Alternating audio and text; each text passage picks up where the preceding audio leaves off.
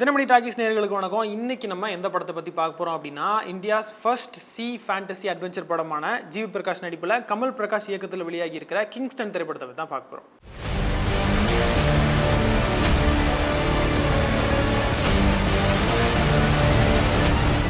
So Kingston படத்தோட கதைக்களம் என்ன அப்படின்னு பார்த்தோம் அப்படின்னா, ஆல்ரெடி நம்ம ட்ரெய்லரில் பார்த்த கதை தான். ஸோ இருந்தாலும் நான் சொல்கிறேன், அது என்ன ஸ்டோரி அப்படின்னா, 1980s வந்து ஒரு மீனவ கிராமம் ஒன்று இருக்குது. ஸோ அந்த மீனவ கிராமத்தில் ஒரு டெத்து ஒன்று நடக்குது. ஸோ அந்த டெத்துக்கு அப்புறமா அந்த கிராமத்தில் வந்து ஒரு அமானுஷிய கொலைகள், ஸோ அந்த மாதிரி விஷயங்கள்லாம் நடக்குது. ஸோ அந்த இறந்து போன அந்த ஆன்மா வந்து அந்த ஊரை ஹார்ன் பண்ணுது.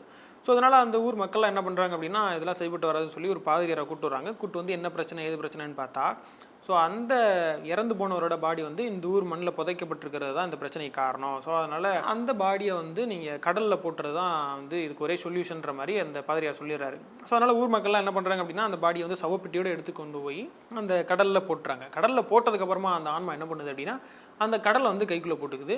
யார் யாரெல்லாம் மீன் பிடிக்க போகிறாங்களோ அந்த மீனவர்கள் எல்லாரையுமே அவங்க அது கொன்றுது. கடலுக்குள்ளே போகிற யாருமே திருப்பி வரமாட்டாங்க அப்படின்ற ஒரு சுச்சுவேஷன் வந்து அந்த ஊரில் ஏற்பட்டுருது. ஸோ இதனால் என்ன பண்ணுறாங்க அப்படின்னா, யாருமே கடலுக்கு போகக்கூடாது அப்படின்னு ஒரு முடிவெடுத்துடுறாங்க. அரசாங்கமும் சேர்ந்து இந்த மரணங்களை பற்றி கண்டுபிடிக்க முடியாதனால இந்த கடலுக்குள்ளே போகக்கூடாதுன்ற மாதிரி ஒரு தடையை போட்டுடுறாங்க.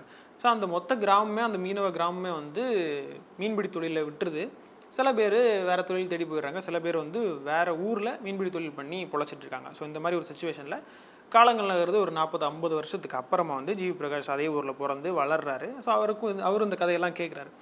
ஸோ அவர் வந்து ஒரு கட்டத்தில், கதையோட ஒரு கட்டத்தில் கடலுக்குள்ளே கட்டாயம் போகி ஆகணும் அப்படின்ற ஒரு சுச்சுவேஷன் ஏற்படுது. அங்கே போய் இதெல்லாம் கட்டுக்கதை நிரூபிச்சாகணும் அப்படின்ற ஒரு சுச்சுவேஷன் ஏற்படுது.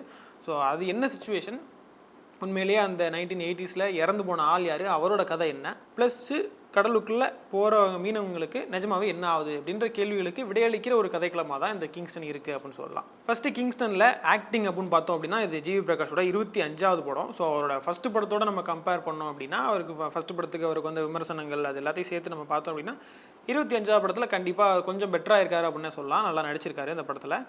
அதையும் தாண்டி ஆனால் ஒரு படத்தில், ஒரு கதையில் ஒரு ஹீரோவாக ஒரு கதையை நகர்த்தி கொண்டு போகிறதுக்கு, அந்த கேரக்டராக மாறி முழுமையாக அந்த கேரக்டராகவே தெரிகிறதுக்கு அவர் இன்னும் கொஞ்சம் ஒர்க் பண்ண வேண்டியிருக்கு அப்படின்னு சொல்லலாம். ஸோ ஆப்வியஸ்லி ஆல்ரெடி அவர் கொஞ்சம் இம்ப்ரூவ் ஆகிருக்காரு. அவருக்கு இன்னும் கொஞ்சம் டைம் தேவைப்படலாம்.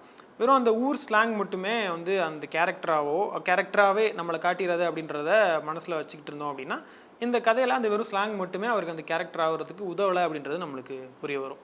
ஜிவி பிரகாஷை தாண்டி அடுத்த படத்தில் முக்கியமான கேரக்டர்ஸாக பார்த்தோம் அப்படின்னா, திவ்ய பாரதியாக இருக்கட்டும், குமாரவேலா இருக்கட்டும், அழகம்பெருமாளாக இருக்கட்டும், சேத்தனா இருக்கட்டும், இவங்க எல்லாருமே வந்து அவங்களுக்கு கொடுத்த கதாபாத்திரங்களை ரொம்பவே அழகாக டெலிவரி பண்ணியிருக்காங்க அப்படின்னு தான் சொல்லணும். ஸோ அவங்க ஒரு கைதேர்ந்த நடிகர்கள் அப்படின்றத தெரியும் வகையிலேயே அந்த படத்தை ரொம்ப அழகாக நடித்து முடிச்சிருக்காங்க அப்படின்னு சொல்லணும். முக்கியமாக ஹீரோயின் பார்த்தோம் அப்படின்னா, திவ்ய பாரதி வந்து வழக்கமான ஒரு ஹீரோயினாக மட்டும் இல்லாமல் அவங்களுக்குன்னு ஒரு சின்ன ஒரு முக்கிய அம்சம் கதையில் கொடுத்து படத்தை நகர்த்த முயற்சி பண்ணியிருப்பாங்க. ஆனால் அதுலேயுமே வந்து அது ஒரு சின்ன ஒரு ட்விஸ்ட்டாக வச்சுருந்தது, ஒரு ஏமாற்றம் அப்படின்னு சொல்லலாம். நீங்கள் ஆக்சுவலாக அந்த படத்தை பார்த்தா தான் பெட்டராக இருக்கும் அப்படின்னு நினைக்கிறேன், அதை பற்றி பேசுகிறத விட.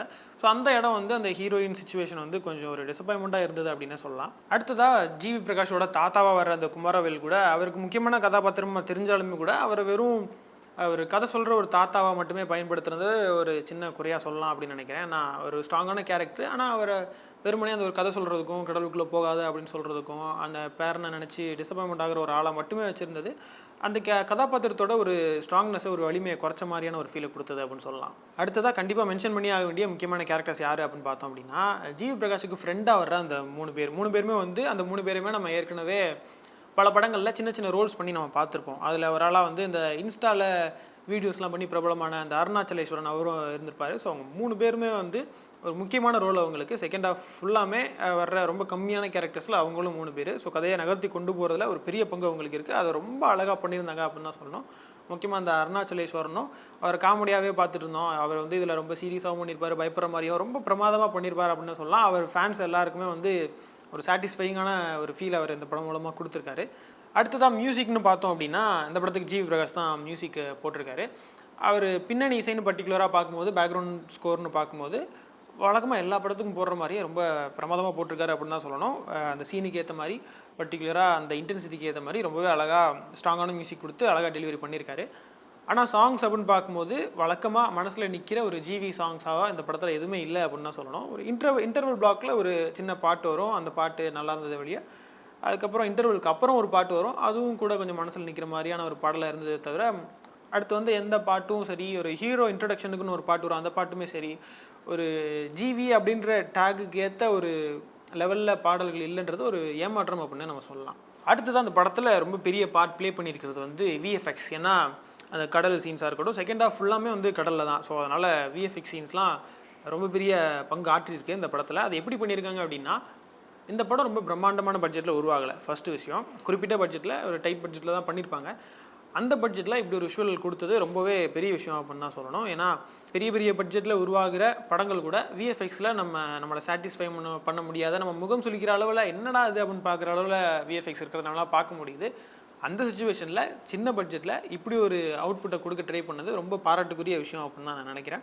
கடலில் வர்ற அந்த ஸ்டாம் சீனாக இருந்தாலும் சரி, இல்லைனா அந்த ட்ரெய்லரில் காமிச்ச அந்த கடல்லேருந்து பேயெலாம் வந்து கப்பலில் குதிச்சு ஒரு சீன் வரும், அந்த சீனாக இருந்தாலும் சரி, இல்லைனா கடைசியாக அந்த ட்ரெய்லரில் காமிச்ச மாதிரி அதிலே காமிச்சிருப்பாங்க, இந்த பேய்க்கெலாம் சேர்ந்து ஒரு பாஸ் மாதிரி ஒரு ஆள் வருவாங்க, ஒரு கேரக்டர் வரும், மண்டவோட கேரக்டர் ஒன்று வரும். ஸோ அதுவாக இருந்தாலும் சரி, அது எல்லாத்துக்குமே விஎஃப்எக்ஸும் சரி மேக்கப்பும் சரி ரொம்பவே பிரமாதமாக பண்ணியிருந்தாங்க அப்படின்னு தான் சொல்லணும். முக்கியமாக அதே மாதிரி நம்மளை பயப்பட வைக்க ட்ரை பண்ண சில சீன்ஸ் வந்து கொஞ்சம் ட்ராக்டப்பாக இருந்த மாதிரி இருந்துச்சு. ஏன்னா இந்த பேய் படத்தெல்லாம் காமிப்பாங்களா, சைலண்ட்டாக இருக்கும், எதையோ தேடி இப்படி ஹீரோ போயிட்டே இருப்பாங்க, ஒரு கதவை திறப்பாங்க, பேய் வரப்போகுதுன்னு சொல்லிட்டு அந்த ஒரு பில்ட் பண்ணுவாங்கல்ல அந்த டென்ஷனை, அது இதில் கொஞ்சம் ட்ராக் பண்ண மாதிரி இருந்துச்சு. சரி வர சொல்கிறா பேய் அப்படின்ற மாதிரி சில இடங்களில் தெரிஞ்சாலுமே கூட அது ஒரு பெரிய குறை இல்லைன்னு சொல்லலாம். ஆனால் சில இடங்களில் நம்ம கண்ணில் பட்டது தவிர்க்க முடியாத ஒன்றா இருக்குது. ஸோ இந்த படத்தில் ரைட்டராக கமல் பிரகாஷ் வந்து அவர் கவனிச்சிருக்க வேண்டிய விஷயமா பார்க்குறது என்ன அப்படின்னா, இது ஒரு நல்ல அட்டம்ப்ட்டு, ஒரு புதிய attempt, India's first C fantasy adventure அப்படின்றது ஒரு கவனிக்க வேண்டிய ஒரு விஷயமா இருந்தாலுமே கூட, அந்த ஹீரோ பில்டப் அப்படின்ற ஒரு விஷயம் இருக்குல்ல. ஸோ அந்த ஹீரோவை இன்ட்ரடியூஸ் பண்ணி அவருக்கான கேரக்டரை, அவருக்கான பேக் ஸ்டோரி எல்லாம் சொன்னதுக்கப்புறம் அவருக்கு ஒரு விஷயம் நடக்கும்போது நம்ம அந்த ஹீரோக்காக ஃபீல் பண்ணுவோம், சார் இப்படி ஆயிடுச்சு அப்படின்னு.